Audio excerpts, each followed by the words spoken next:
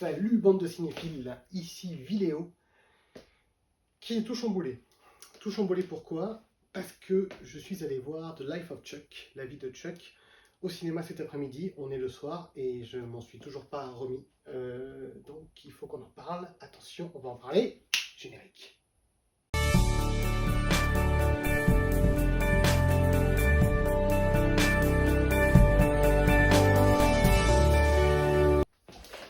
C'est lui de Chuck. Mais alors, qu'est-ce que c'est la vie de Chuck? Déjà, c'est un film réalisé par Mr. Mike Flanagan.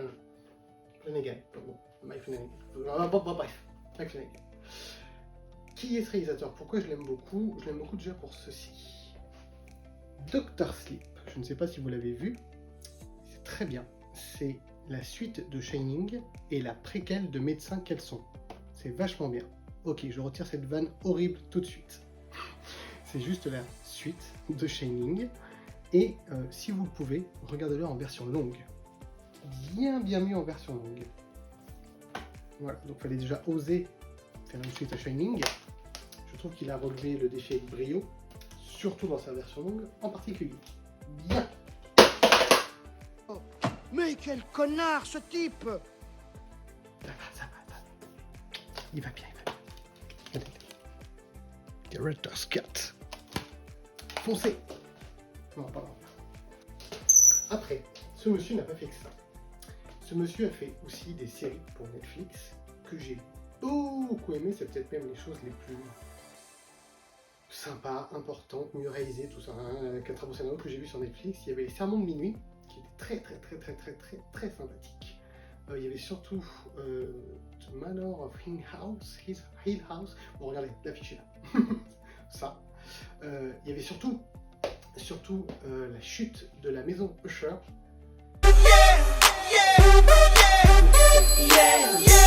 chute de la maison Usher, ça c'était muy caliente, faut le regarder. Bref, c'est un bonhomme qui a plein de ressources, qui est un très bon réalisateur, un excellent scénariste. Donc dès qu'il sort quelque chose, je suis un peu intrigué, je le suis depuis longtemps, j'ai envie de voir ce qu'il fait.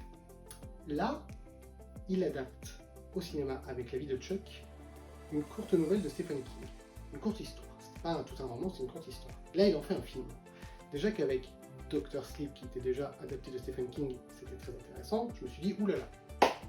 Quand j'ai vu en plus que c'était Stephen King lui-même qui produisait le film, donc déjà on a le scénariste, le réalisateur Mike Flanagan, le producteur Stephen King. Il y a deux points intrigués. Sauf qu'en plus de ça, ça ne s'arrête pas là. Le casting. Tom Hiddleston. Loki qui joue Chuck dans une de ses versions, parce qu'il est enfant, adulte, hein.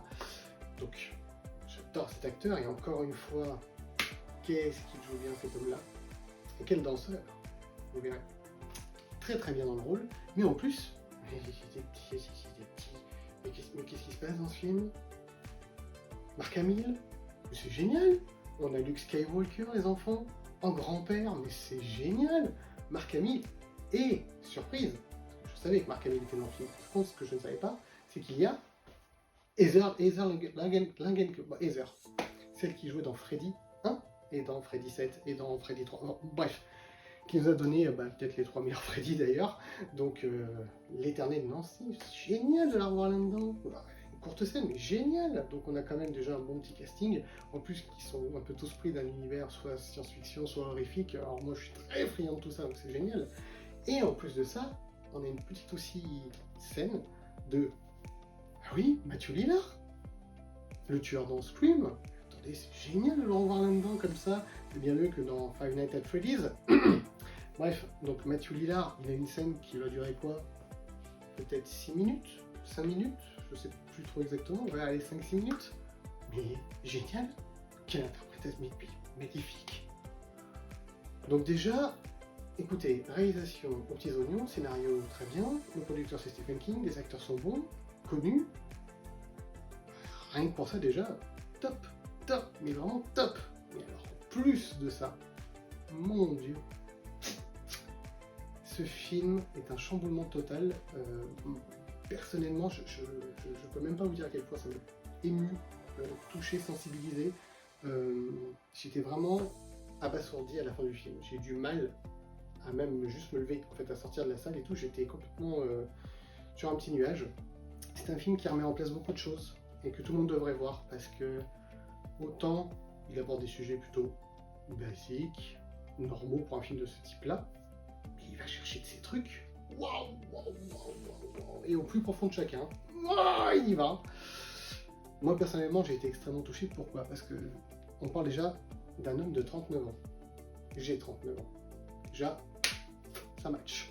On va parler de danse. J'ai toujours aimé la danse, depuis que je suis tout petit. On va parler de la vie, de la famille, du couple, des enfants, et surtout de notre place dans l'univers. Ces infimes places qu'on prend, mais au final, nous sommes un tout. Et qu'est-ce que ça le retranscrit bien. Et ça aborde tellement de sujets, mais je ne peux pas vous en parler, malheureusement ça gâcherait beaucoup de choses. Je ne veux surtout pas vous gâcher le plaisir de cet immense film. Et je pense à c'est le genre de film qu'il faut revoir au moins 2 fois pour en saisir toute la symbolique, toute la complexité. Pourtant, il est fait et dit d'une manière très simple, on comprend tout, c'est pas ça le problème, c'est juste que les sujets abordés sont tellement larges, c'est superbe. Mais si vous avez un doute en ce moment, si vous vous sentez mélancolique, si vous n'allez pas très bien, et que vous cherchez un film qui peut vous rappeler pourquoi la vie est géniale, et pourquoi ces petits moments de vie, de joie que l'on peut trouver anodins, qui peuvent passer comme ça, il faut les apprécier. La vie est trop courte, la vie est géniale, il faut apprécier tout ça, et ce film vous le remet en pleine gueule. Et ça, rien que pour ça, mon Dieu, une ode à la vie, bravo. Une ode à la vie, mais qui, en plus de ça, se permet tout de même un sujet, surtout dès le début,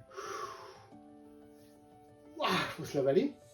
Et ça le fait d'une manière magnifique, parce que justement, ça le traite dès le début du film, puisque le film, alors, mini spoil, le film est monté à l'envers. Il est en 3 chapitres, on part de la fin, milieu, et on revient au début. Voilà. Mais tout a un intérêt, ce n'est pas fait au hasard. Il y a un vrai intérêt à ça. Et c'est brillant. La réalisation est plutôt simple, ce n'est pas le film où Mike Flanagan s'est le plus lâché, par contre le montage est génial, le sound design est absolument brillant, et tout est fluide, on a l'impression d'être sur un nuage, mais tout le long du film. Moi vraiment, quand je suis ressorti, j'ai été... C'était vraiment... J'étais sur la lune quoi, pendant 2 heures.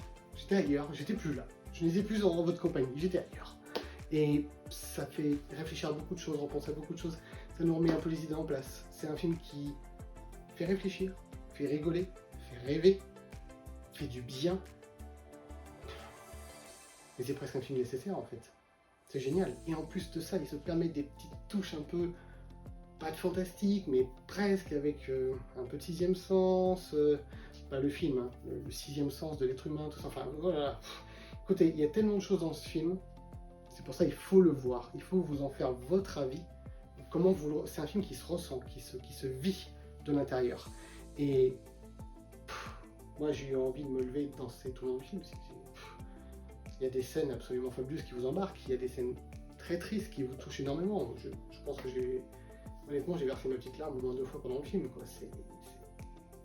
Moi, ça fait longtemps qu'un film m'a pas autant embarqué. Voilà. J'ai été complètement dedans. C'est formidable. Et pour en finir sans trop en dire, mais juste, j'ai tellement envie que ce film fonctionne, qu'il y ait un bon bouche à oreille, parce que vous aimiez ou pas, je pense que c'est un film nécessaire à voir. Donc, pour soutenir ce film, puisque j'ai totalement adhéré au concept et que ça m'a fait du bien, je lui mets la note de 10 sur 10. Pour l'instant, on est le 1er juillet 2025, depuis le début de l'année, pour moi, c'est mon film préféré de l'année. Voilà, il n'y a pas de débat, il est là. The Life of Chuck. Regardez ce film, soutenez-le, je vous en supplie, c'est vraiment, on a besoin de ce genre de film. Sur ce, je vous souhaite une très belle vie, une belle santé. N'oubliez pas de danser, n'oubliez pas d'aimer la vie, n'oubliez pas d'aimer vos proches, n'oubliez pas de rester connecté à ce qui fait de nous des êtres humains. Ce film en est la parfaite représentation, donc non seulement aller au cinéma, aller voir des bons films, aimer le cinéma, aimer le support physique, soutenez les salles, soutenez les éditeurs de vidéos. Voilà, aimez la vie, aimez la culture. Et sur ce, je vous dis à plus tard, bande de cinéphiles.